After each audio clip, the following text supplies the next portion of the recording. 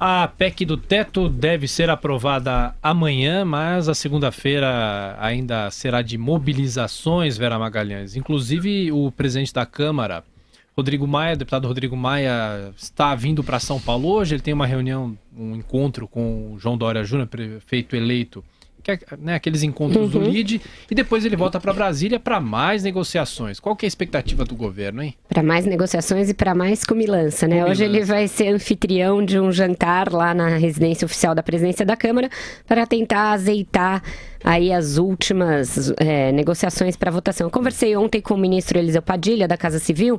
Ele disse que não está descartado, Thiago, que vá algum desses economistas que o governo tem chamado para rodadas de explicação sobre o projeto, para dissipar últimas dúvidas que haja ali sobre o teor da PEC do teto, mas o governo acredita que aquelas mistificações todas de que haveria redução imediata e incondicional de verbas para projetos sociais, para a saúde, para a educação, que isso tudo já está superado, que a maioria dos parlamentares entendeu que a PEC é necessária e que vai votar. Eles não arriscam um placar, dizem que não é necessário superar ou igualar o placar de 366 votos a favor da matéria que houve na primeira votação, mas que é necessário sim aprová-la e com uma margem boa para que o governo possa continuar com as reformas. Eles vão martelar agora, nessa reta final, a tecla de que a PEC dá aos deputados e aos senadores um poder maior de discricionariedade na aplicação das verbas, ou seja, com um cobertor mais curto, vai caber aos deputados e aos senadores terem um papel maior na definição das prioridades no orçamento, para onde vai o dinheiro, para onde vão os recursos, e que com isso ganha a política e fica mais transparente a aplicação do orçamento.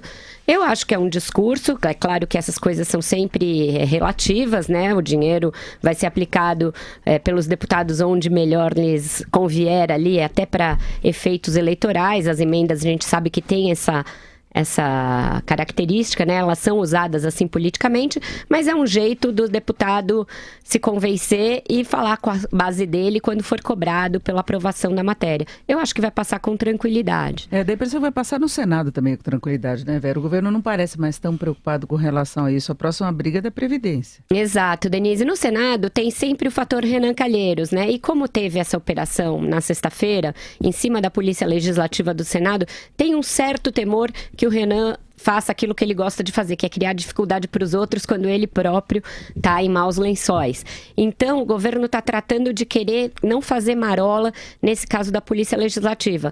O Alexandre de Moraes, sempre ele, com suas declarações, ele não aguenta ver uma câmera ligada. Ele foi falar sobre esse caso na sexta-feira, convocou uma coletiva, uma coisa que o governo acha que não era um assunto de governo, que o governo não deveria ter se metido, mas ele quis falar, falou, defendeu a Polícia Federal e o Renan reclamou com o Temer no fim de semana, reclamou com os ministros, disse que o Alexandre de Moraes não tinha nada que se meter nisso, e a ordem é, de novo, para ele ficar quietinho. Vamos ver se ele vai conseguir e por quantos dias. Agora, essa questão que a Denise levantou da reforma da Previdência, o governo da Previdência,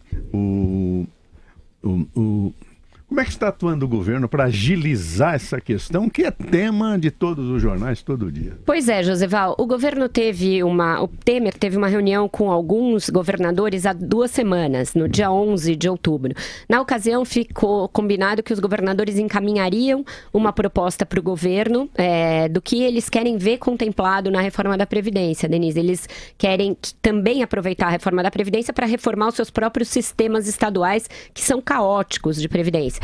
Só que qual está sendo a dificuldade? Unificar essas propostas dos estados. Cada um quer puxar a sardinha para o seu modelo, para alguma coisa que ajude a equacionar suas próprias contas. O governo quer uma proposta única.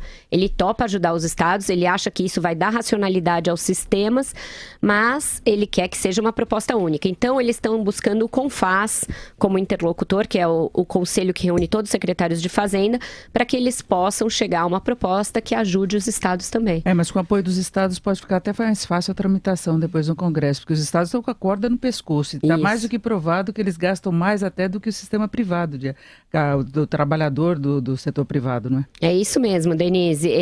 O gasto é 3 vezes maior até, e os estados têm todo o interesse nisso. Eu conversei ontem com o governador Paulo Artung, do Espírito Santo, que é um dos que encabeçam aí, até porque o Espírito Santo tem uma rara situação financeira um pouco melhor, então ele tem a ex-secretária de Fazenda dele atuando na equipe, ela é uma das assessoras do Henrique Meirelles, então ele tem servido de ponte nesse diálogo, e se os estados ajudarem, realmente fica mais fácil a tramitação, porque eles têm influência também sobre as bancadas, né?